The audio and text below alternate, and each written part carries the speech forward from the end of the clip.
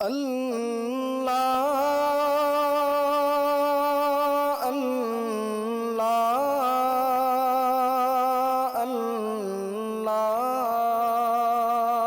اللہ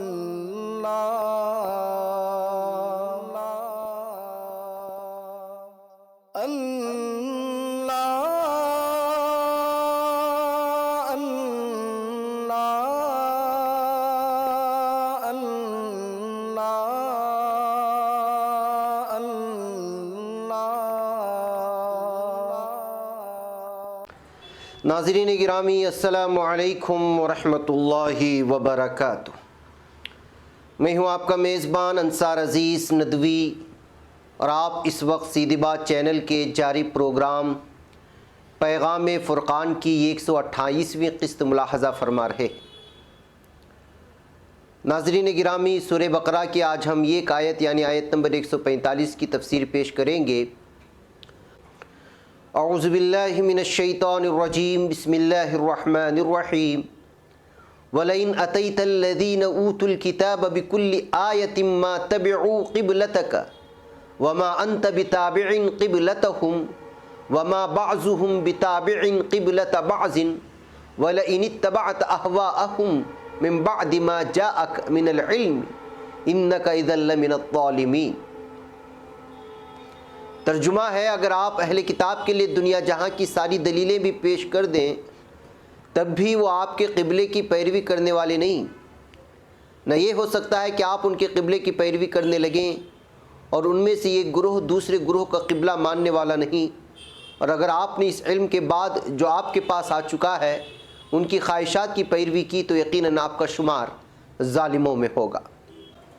ناظرین گرامی، فرمایا گیا وَلَئِنْ أَتَيْتَ الَّذِينَ أُوتُوا الْكِتَابَ بِكُلِّ آيَةٍ مَا تَبِعُوا قِبْلَتَكَ، یعنی اور اگر آپ اہل کتاب کے لیے دنیا جہاں کی ساری دلیلیں بھی پیش کر دیں تب بھی وہ آپ کے قبلے کی پیروی کرنے والے نہیں، ہرگز نہیں۔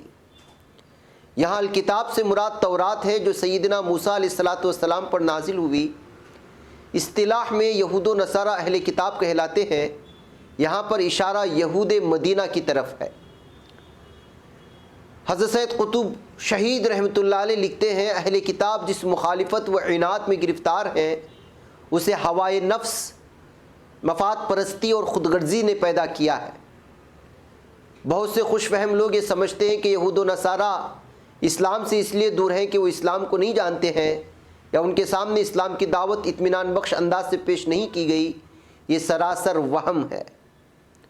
وہ اسلام کو اس لیے نہیں قبول کر رہے ہیں کہ اسے خوب جانتے ہیں، وہ جانتے بوجھتے اسے اس لیے رد کر رہے ہیں کہ انہیں اپنے مفادات اور اقتدار کے نقصان کا خطرہ ہے۔ اسی لیے وہ اسلام کے خلاف مختلف طریقوں اور مختلف ذرائع و وسائل سے براہ راست اور بالواسطہ مسلسل سازشوں میں مصروف رہتے ہیں جن میں کبھی کمی نہیں آتی۔ کبھی وہ کھلم کھلا اور برملا اسلام کے خلاف اٹھ کھڑے ہوتے ہیں اور کبھی درپردہ برسر پیکار ہو جاتے ہیں۔ کبھی تو وہ خود جنگ کرتے ہیں اور کبھی اسلام کے ماننے والوں میں سے کسی کو اکسا دیتے ہیں کہ وہ اسلام کے خلاف کسی پردے کے پیچھے سے ان کے لیے جنگ کرے۔ ناظرین، آگے ارشاد فرمایا جا رہا ہے وَمَا أَنْتَ بِتَابِعٍ قِبْلَتَهُمْ، یعنی اور نہیں آپ پیروی کرنے والے ان کے قبلے کی۔ اب جب کہ اللہ کا حکم آ چکا ہے کہ مسلمان بیت اللہ کی طرف رخ کر کے نماز پڑھیں، تمہارا کام یہ نہیں ہے کہ تم محض ان کی خوشی کے لیے ان کے قبلے کو اختیار کرو۔ یہاں زیادہ بلیغ انداز بیان ہے، یہ واضح کرنے کے لیے کہ رسول اکرم صلی اللہ علیہ وسلم کا دائمی اور مستقل رویہ ہے۔ اس میں امت مسلمہ کے لیے بھی زبردست ہدایت ہے کہ وہ اپنے رسول کے قبلے کے سوا جو ان کے رب نے ان کے لیے پسند فرمایا ہے اسی کو قبلہ بنا کر وہ راضی و خوش ہوتا ہے، کہ رسول اکرم صلی اللہ علیہ وسلم راضی و خوش ہوں، کوئی اور قبلہ اختیار نہ کرے اللہ کے پرچم کے سوا جس کی ایک رمز قبلہ ہے، کسی اور طریقے زندگی کی پیروی نہ کرے جب تک وہ امت مسلمہ ہے۔ اس کا یہی رویہ ہونا چاہیے۔ اگر وہ ایسا نہیں کرتی تو اسلام سے اس کا کوئی تعلق نہیں اور اس کا اسلام کا دعویٰ صرف زبانی جمع خرچ ہے۔ قرآن قبلے کے سلسلے میں اہل کتاب یہود و نصارہ کے درمیان اختلاف بیان کرتا ہے۔ اس معاملے میں ان کے درمیان اتفاق نہیں ہے اور خواہشات نفس نے انہیں آپس میں پارا پارا کر دیا ہے۔ آگے ارشاد فرمایا گیا وَمَا بَعْضُهُمْ بِتَابِعٍ قبلۃ بعض، یعنی اور نہ وہ ایک دوسرے کی قبلے کی پیروی کرنے والے ہیں۔ ان کا باہم خیال یہ ہے کہ یہود کا قبلہ ہیکل بیت المقدس ہے اور نصارہ کا قبلہ کوئی خاص نہیں، پوری سمت مشرق ان کا قبلہ ہے۔ مزید یہ بھی کہا گیا کہ وَلَئِنِ اتَّبَعْتَ أَهْوَاءَهُمْ مِن بَعْدِ مَا جَاءَكَ مِنَ الْعِلْمِ إِنَّكَ إِذًا لَمِنَ الظَّالِمِينَ، یعنی اور اگر آپ نے اس علم کے بعد جو آپ کے پاس آ چکا ہے ان کی خواہشات کی پیروی کی تو یقیناً آپ کا شمار ظالموں میں ہوگا۔ حافظ عبد الرحمن کیلانی رحمۃ اللہ علیہ لکھتے ہیں رسول ہونے کی حیثیت سے آپ صلی اللہ علیہ وسلم کا یہ کام نہیں کہ آپ صلی اللہ علیہ وسلم لوگوں کو راضی کرتے پھریں اور کچھ لو اور کچھ دو کے اصول پر سمجھوتا کریں۔ آپ صلی اللہ علیہ وسلم کا کام یہ ہے کہ جو علم ہم نے آپ کو دیا ہے اس پر سختی سے کاربند رہیں، اور ظالم ہونے کا خطاب دراصل امت سے ہے، امت کو ہے کہ رسول کے ذریعے اللہ کا حکم جو تمہیں مل رہا ہے اس پر پورا یقین رکھو اور اس کے مطابق عمل کرو، اور اگر تم نے یہود کو خوش کرنے کی کوشش کی تو تمہارا شمار ظالموں میں ہوگا۔ اور آج سعودی عرب میں کیا کچھ ہو رہا ہے، عرب ممالک میں یہودی اور نصرانیوں کو خوش کرنے کے لیے کیا کچھ ہو رہا ہے، یہ ساری چیزیں آپ لوگوں کے سامنے ہیں۔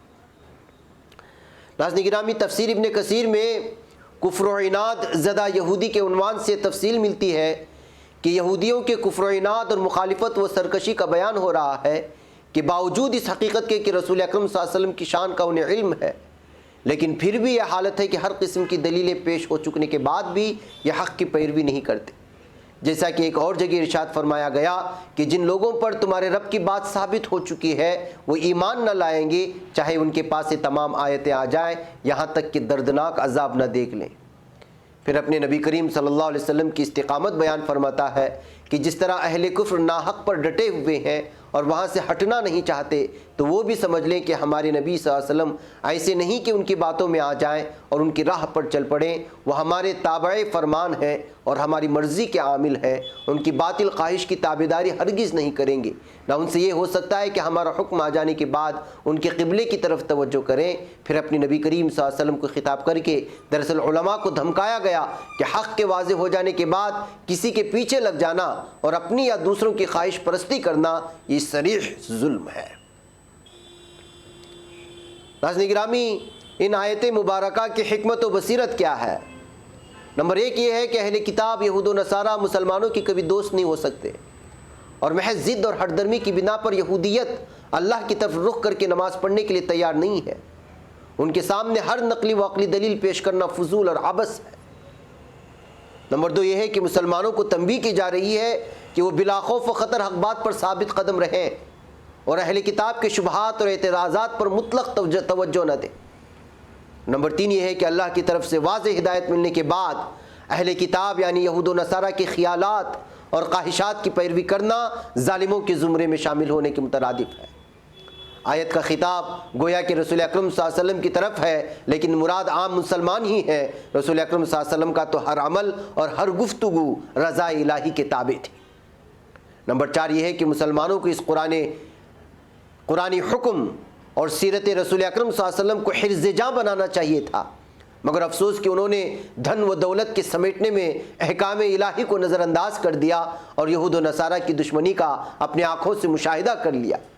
ماضی قریب میں امریکہ نے نہتے افغان باشندوں پر جو ظلم و ستم ڈھایا اور اسرائیلی فلسطینیوں پر جس درندگی کا مظاہرہ کر رہا ہے وہ کسی سے ڈھکی چھپی بات نہیں ہے۔ پھر بھی ہماری خوشامدی حکمراں انہی ظالموں کے گیت گاتے ہیں۔ انہیں معلوم ہونا چاہیے کہ زندگی عارضی ہے اور آخرت کا عذاب جو ہے وہ دائمی و ابدی ہے۔ بھائی ناظرین گرامی، مجھے یہاں پر اجازت دیں، انشاءاللہ پھر آپ لوگوں سے ملاقات۔ السلام علیکم ورحمۃ اللہ وبرکاتہ۔